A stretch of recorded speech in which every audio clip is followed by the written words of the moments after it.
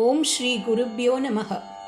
சாந்தாம் சாரத பார்வணேந்து வதனாம் பத்மாசனே சம்ஸ்திதாம் பக்தியா பாவன ராம கிருஷ்ண சரணாம் போஜாம் பஜந்தீம் சிவாம் சம்சாரானலதக்த பக்த ஹிருதயே சஸ்வத் கிருபாவர்ஷிணி அம்பாம் நிஸ்துல கீர்த்தனீய சரிதாம் ஸ்ரீ சாரதாம் பாவயே.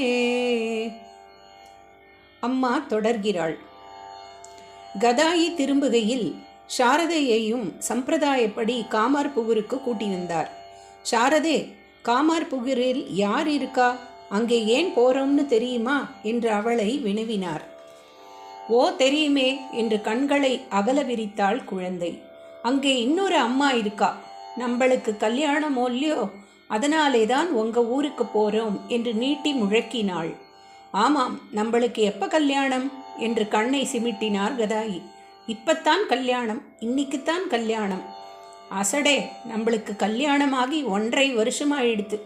இப்போ உனக்கு வயசு 7, 5 வயசுலேயே உனக்கு கல்யாணம் ஆயிடுத்து. இப்பத்தான் கல்யாணம்னு யார்கிட்டேயும் உளறி வைக்காதே. உளர மாட்டேன், நீங்க சொன்ன மாதிரியே சரியா சொல்லுவேன் என்று தலையை ஆட்டினாள் தேவி. என்ன சொல்லுவே? பரீட்சை வைத்தார் கதாயி. எனக்கு இப்போ வயசு 7, 5 வயசுலேயே கல்யாணம் ஆயிடுத்துன்னு சொல்லுவேன், பழிச்சென்று பதில் சொன்னாள் சாரு. பெண்டாட்டியின் புத்திசாலித்தனத்தில் புருஷருக்கு கொள்ளை பெருமை. காமார்புகூரிலிருந்து சிறிது காலத்திலேயே கதாதரர் தக்ஷிணேஸ்வரத்துக்கு திரும்பிவிட்டார்.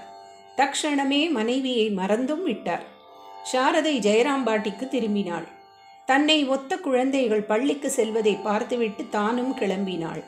பள்ளியில் குழந்தைகள் கக்கத்தில் இடுக்கிய இலைதான் அவர்களுக்கு ஸ்லேட், துணியில் முடிந்த டிஃபனுமாக பெருமையுடன் குழுமியிருந்தார்கள்.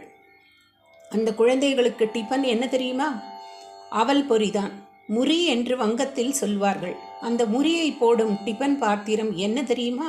அவர்கள் உடுத்தியிருக்கும் துண்டில் அல்லது பாவாடையிலேயே ஒரு மூலைதான். துணியின் மூலையில் முறியை முடிந்திருப்பார்கள். இந்த தேசத்தில் ஒரு சில தலைமுறைக்கு முன்பு வரையில் இப்படிப்பட்ட எளிமை இருந்தது.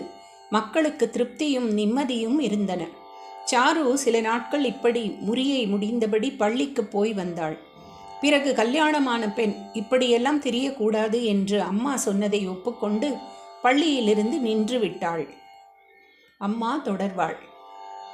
கருங்குழல் அவிழ்ந்து தொங்கும், கண்களில் கருணை பொங்கும், அருங்குண நாணம் ஓங்கும், ஆடையும் தலைமேல் வாங்கும், சுரங்களில் வளைகள் தங்கும், கற்பினு கரசி பூவின் சரங்கொடு காமன் தீண்டா சாரதா அன்னை வாழ்க. ஓம் சாந்தி சாந்தி சாந்தி.